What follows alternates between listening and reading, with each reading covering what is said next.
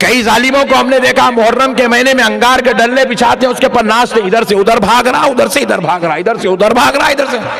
ارے مولا انگار پہ کیسا بھاگ رہا میاں انہیں حیبت ہو گئی میرے کو دیکھ کے. ارے مولا اپن چھین نہیں سکتے، پٹا بھاگ رہا.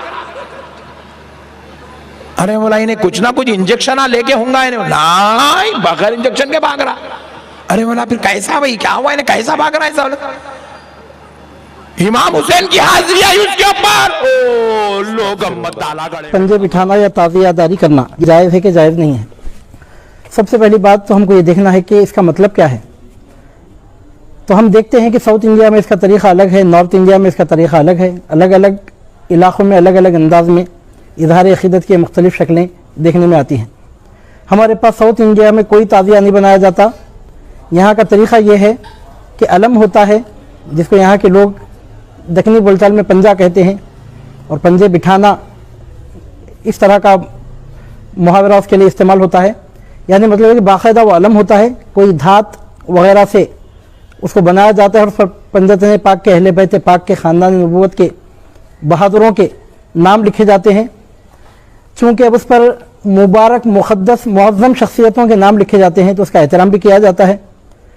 اس پر پھول چڑھایا جاتا ہے، اس کو کپڑے میں لپیٹا جاتا ہے اور اس کے ساتھ احترام کا معاملہ کیا جاتا ہے.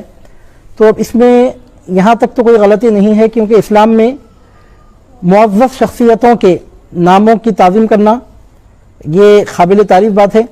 اگر کسی کاغذ پر اللہ کا، رسول اللہ صلی اللہ علیہ وسلم کا، مولا علی المرتضیٰ کا، یا سیدہ کائنات سلام اللہ علیہا کا، یا امام حسن مجتبیٰ امام حسین علیہ السلام کا، یا آپ کے خاندان عالی شان کے معزز افراد و اشخاص کا نام اگر لکھا ہوا ہو، اور اگر ہم اس کو سر پہ رکھیں، آنکھوں سے لگائیں، اس پر عطر چڑھائیں یا اس پر سندل پھول وغیرہ چڑھائیں، تو اس میں تو کوئی غلط بات نہیں ہے. اور اس مسئلے کو سمجھنا ہمارے لیے بہت آسان بھی ہے، کیونکہ ہم لوگ جھنڈے چڑھانے والے ہیں. ہمارے پاس سرکار حضور بڑے پیر غوث اعظم محبوب سبحانی امامنا و شیخنا امام الزمان شیخ عبد القادر گیلانی رضی اللہ تعالیٰ عنہ کا باقاعدہ جھنڈا چڑھایا جاتا ہے ہماری درگاہوں پر، ہمارے گھروں پر، ہمارے مکانوں پر. تو جب جھنڈا چڑھایا جا سکتا ہے حضور بڑے پیر سرکار کا، تو پھر مجھے بتائیے کہ آپ کے آبا و اجداد کرام کے نام سے اگر علم کو منسوب کیا جا رہا ہے تو اس میں کون سی قیامت آ گئی؟ اس میں کون سی پریشانی، کون سی مصیبت آ گئی؟ رہ گیا معاملہ ہے کہ لوگ اس کے ساتھ غلط معاملہ کرتے ہیں. تو میرے بھائی غلط معاملہ کرنے والے تو مسجد میں بھی آ کر غلط کام کرتے ہیں. چور چپل چرانے کے لیے مسجد میں آتا ہے اور چوری کر کے جاتا ہے، تو اس کا یہ مطلب نہیں کہ لوگوں کو مسجد میں آنے سے روک دیا جائے. ہاں اب رہا معاملہ یہ بالکل کڑوا سچ ہے کہ اس میں بہت ساری غلط باتیں شامل ہو گئی ہیں. تو جو باتیں غلط شامل ہوئی ہیں وہ تو یقیناً 100% غلط ہیں. لیکن جہاں تک علم کا کانسیپٹ ہے، جس طرح سرکار بڑے پیر کا جھنڈا ہے تو اس طرح ائمہ اہل بیت پاک کا علم ہے، تو وہاں تک تو کوئی مشکل نہیں ہے، اور وہاں تک تو کوئی ایسی بات نہیں ہے کہ جس کا انکار کیا جا سکے. اب یہ پنجے کے ساتھ مل کر ایک لفظ آتا ہے عاشور خانہ. اور ہمارے ساؤتھ انڈیا میں ہمارے قطب شاہی اور عادل شاہی جو بادشاہ تھے، ان کی حکومت کے دور میں عاشور خانے تعمیر کروائے گئے. اب یہ عاشور خانے کا بھی جو کانسیپٹ ہے، عاشور خانے کو جانا آنا جائز ہے کیا؟ عاشور خانے میں جانا چاہیے کہ نہیں؟ اور پنجے عاشور خانے ہی میں بٹھائے جاتے ہیں. تو صاف سیدھی بات ہے کہ وہ عاشور خانہ اگر اہل تشیع کا ہے تو وہاں پر سنیوں کو نہیں جانا چاہیے. اگر اہل سنت و جماعت کے لوگوں نے خود ہی عاشور خانہ بنایا ہے، تعمیر کیا ہے، قائم کیا ہے، اور وہاں نعوذ باللہ من ذالک تبرہ نہیں کیا جاتا، اہل سنت و جماعت کے عمل کے خلاف کوئی کام نہیں کیا جاتا، ماتم نہیں کیا جاتا، عقیدہ اہل سنت و جماعت کے خلاف کوئی کام نہیں کیا جاتا، تو اب اس میں کچھ خباثت نہیں ہے، بلکہ مناسب تو اس وجہ سے بھی ہے وہ کہ اس طرح لوگوں کے دلوں میں کم از کم سال میں ایک مرتبہ ائمہ اہل بیت پاک کی یاد تازہ ہو جاتی ہے، فاتحہ درود کا اہتمام ہوتا ہے. اگر کسی مقدس مقام کو، یعنی مطلب آپ یوں سمجھیے، کسی مقام کو صاف پاک رکھا جائے اور بطور خاص محرم کے پہلے عشرے میں اگر وہاں کثرت سے فاتحہ خوانی کی جائے، نعت اور منقبت اگر پڑھی جائے، اور کھانا وغیرہ رکھ کر اگر فاتحہ دلائی جائے، لوگوں کو کھانا وغیرہ ایسا ثواب کی نیت سے کھلایا جائے، تو اس میں کون سی بات غلط ہے؟ تو فی نفسی ہمارے ہاں، ہماری نظر میں علم بٹھانا یا علم کا اکرام کرنا یا علم کے پاس جا کر فاتحہ وغیرہ دلانا، اس میں کوئی حیرت کی بات نہیں ہے. منتیں مرادیں پوری ہوتی ہیں تو منتوں مرادوں تو پوری ہونا ہی ہے، کیونکہ جن مبارک مقدس نفوس کے وہاں پر نام لیے جاتے ہیں وہ ایسے نام ہیں کہ ان ناموں کی برکت سے اگر نہیں ہونے والا کام بھی اگر ہو گیا تو کوئی حیرت کی بات نہیں ہے. علم رکھے نہیں، اگر علم رکھے بغیر بھی اگر میں یہاں بیٹھ کر اگر اہل بیت پاک کے مقدس افراد اشخاص اور بزرگان کہ نام لے کر اگر دعا کروں علم سامنے رہے کہ نہ رہے وہ مبارک نام ہی منتوں مرادوں کو بدلانے کے لیے کافی ہیں۔ محبوبان پروردگار عالم کے وسیلے سے دعائیں قبول ہوتی ہیں۔ جب ہم اہل سنت و جماعت سے تعلق رکھتے ہیں، وسیلے کو مانتے ہیں، تو اس میں کون سی خبات کی بات ہے؟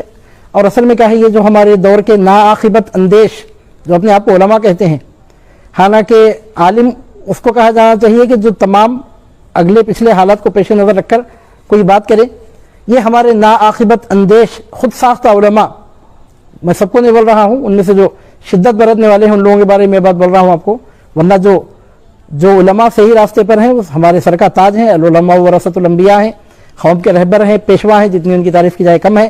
لیکن جو ناعاقبت اندیش بزرگوں کے معمولات پر انگلیاں اٹھاتے ہیں، وہ ناعاقبت اندیش ہمارے بزرگوں کی حکمت کو، مصلحت کو سمجھ ہی نہیں سکتے۔ اب آپ غور کیجئے کہ ایسے مقام پر ہم رہتے بستے ہیں کہ جہاں مسلمانوں کے علاوہ غیر مسلموں کی بھی کثیر آبادی ہے، ان کو ہم مسجدوں میں نہیں بلا سکتے، نہ ان کو ختم قرآن کی محفل میں بلایا جا سکتا ہے، نہ ان کو مسجد میں بلایا جا سکتا ہے۔ تو ایسے لوگوں کے لیے درگاہیں، خانقاہیں، عاشور خانے قائم کی جائیں، اور اگر ان سے رابطہ استوار کیا جائے تو اس میں کون سی غلط بات ہے؟ نیشنل انٹیگریشن جس کو کہتے ہیں، اگر واقعتاً اس چیز کی ضرورت ہے ہندوستان میں، اگر ہوش کے ناخن لے کر غور کیجئے میری بات پر، اگر فرقہ وارانہ تعصب کو ہم ختم کرنا چاہتے ہیں، نیشنل انٹیگریشن، قومی یکجہتی کے جذبے کو فروغ دینا چاہتے ہیں، تو میری رائے میں اس کا بہتر طریقہ یہ ہے کہ پھر سے ویران عاشور خانوں کو خوب آباد کیا جائے، اور کثیر تعداد میں ہندو مسلمان سب جمع ہوں، اور ائمہ اہل بیت پاک رضوان اللہ علیہم اجمعین کے نام سے خوب فاتحہ کا وہاں پر اہتمام کیا جائے، اور اہل بیت پاک کے وسیلے سے دعائیں کی جائیں، انشاءاللہ تعالی وہ دعائیں ضرور قبول ہوں گی۔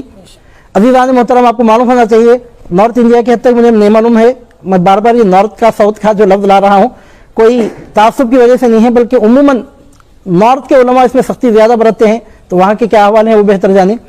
اب ہم ساؤتھ کی نمائندگی کرتے ہوئے یہ بات آپ کے سامنے عرض کرتے ہیں کہ یہاں کئی ہمارے غیر مسلم بھائی ایسے ہیں کہ جن کا نام اہل بیت پاک کے نام پر رکھا جاتا ہے، کسی کا نام حسین، کسی کا نام عباس، کسی کا نام قاسم رکھا جاتا ہے، کسی کا اکبر اور اصغر نام رکھتے ہیں۔ یہ جو نام رکھے جاتے ہیں ائمہ اہل بیت پاک کے ناموں پر، تو ان ناموں سے جو ان کو انس ہوا، ان شخصیتوں سے جو ان کا رابطہ مستحکم ہوا، وہ در حقیقت اس طرح کی محرم کی سرگرمیوں کی وجہ سے ہے۔ بلکہ میں پرسنلی ایسے لوگوں سے واقف ہوں کہ جو لوگ اس طرح کی مجلسوں محفلوں میں اٹھتے بیٹھتے اسلام کے بہت قریب ہو گئے، اور ایسے لوگوں سے بھی میں واقف ہوں کہ آگے چل کر وہ حلقہ بگوش اسلام بھی ہوئے۔ تو بہرحال اس حد تک تو کوئی مذائقہ نہیں ہے۔ اب رہا معاملہ جو غلط باتیں شامل ہیں، میں 1000 دفعہ کہہ رہا ہوں، اور ہر مرتبہ میں یہی کہوں گا، 1000 مرتبہ اگر یہ سوال کیا جائے تو 1000 مرتبہ یہ بول کے میں جواب دوں گا کہ جو غلط باتیں اس میں شامل ہیں تو پھر یقیناً غلط شامل ہیں۔ اور عزیزان محترم،